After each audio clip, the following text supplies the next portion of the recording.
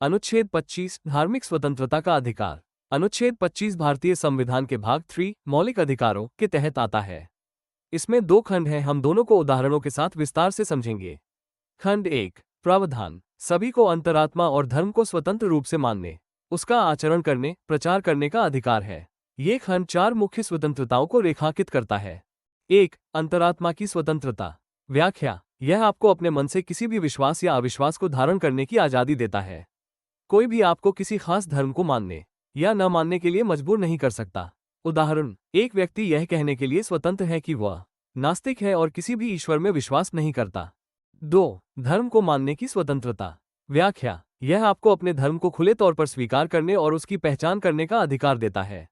आप गर्व से कह सकते हैं कि आप किस धर्म को मानते हैं, बिना किसी डर या भेदभाव के। उदाहरण, एक व्यक्ति यह कह सकता है, मैं सिख हूं और गुरु ग्रंथ साहिब को मानता हूं। 3 धर्म का आचरण करने की स्वतंत्रता। व्याख्या। यह आपको अपने धर्म के रीति रिवाजों, पूजा पाठ और प्रथाओं का पालन करने की अनुमति देता है। आप अपने धर्म के अनुसार पूजा कर सकते हैं, व्रत रख सकते हैं और अन्य धार्मिक कर्तव्यों का पालन कर सकते हैं। उदाहरण, एक हिंदू व्यक्ति होली पर रंग खेल सकता है या एक मुस्लिम व्यक्ति ईद पर नमाज पढ़ सकता है। 4 धर्म का प्रचार करने की स्वतंत्रता। व्याख्या। यह आपको अपने धर्म के विचारों को दूसरों तक शांतिपूर्ण ढंग से पहुंचाने का अधिकार देता है। आप दूसरों को अपने धर्म के बारे में बता सकते हैं और उन्हें समझा सकते हैं, लेकिन आप उन्हें जबरदस्ती धर्म परिवर्तन के लिए मजबूर नहीं कर सकते। उदाहरण, एक बौद्ध व्यक्ति अपने दोस्तों को बुद्ध के अहिंसा के सिद्धांत के बारे में बता सकता है। प्रतिबंध। हालांकि अनुच्छेद 25 धार्मिक स्वतंत्रता का अधिकार देता है, लेकिन इसमें कुछ प्रतिबंध भी हैं जो निम्न आधारों पर लगाए जाते हैं। 1 सार्वजनिक व्यवस्था। व्याख्या। धार्मिक स्वतंत्रता का उपयोग समाज में शांति और कानून व्यवस्था को भंग करने के लिए नहीं किया जा सकता है। यदि कोई धार्मिक गतिविधि सार्वजनिक व्यवस्था के लिए खतरा बनती है, तो सरकार उस पर रोक लगा सकती है। उदाहरण, यदि कोई धार्मिक जुलूस हिंसक हो जाता है और सार्वजनिक संपत्ति को नुकसान पहुंचाता है, तो पुलिस उसे रोक सकती है। 2 नैतिकता। व्याख्या। धार्मिक प्रथाएं सामाजिक नैतिकता के विरुद्ध नहीं होनी चाहिए। कोई भी धार्मिक प्रथा जो समाज के नैतिक मूल्यों का उल्लंघन करती है, उसे प्रतिबंधित किया जा सकता है। उदाहरण, सती प्रथा, जो कभी कुछ समुदायों में प्रचलित थी, भारत में प्रतिबंधित कर दी गई क्योंकि यह मानव जीवन और महिलाओं के अधिकारों के खिलाफ मानी जाती है।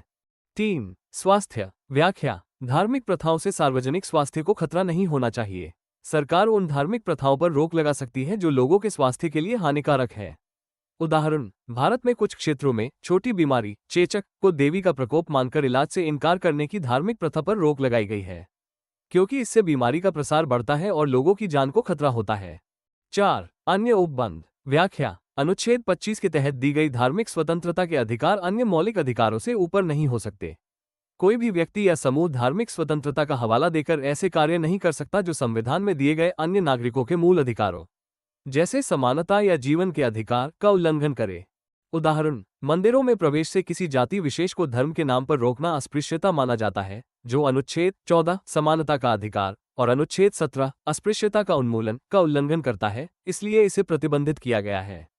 खंड 2। ये खंड बताता है कि राज्य यानी सरकार धार्मिक स्वतंत्रता में हस्तक्षेप कब कर सकता है। ये केवल 2 स्थितियों में संभव है। 1 अगर कोई धार्मिक गतिविधि सिर्फ धार्मिक न होकर आर्थिक, वित्तीय, राजनीतिक या अन्य सांसारिक, लौकिक मामलों से भी जुड़ी हो, तो सरकार उसे नियंत्रित या प्रतिबंधित कर सकती है।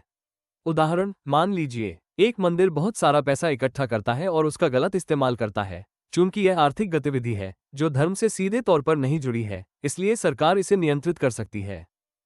2 सरकार सामाजिक कल्याण और सुधार के लिए कानून बना सकती है या ये सुनिश्चित कर सकती है कि सभी हिंदू धार्मिक संस्थान, जैसे मंदिर, सभी हिंदुओं के लिए खुले हों, चाहे वे किसी भी वर्ग या संप्रदाय के हों।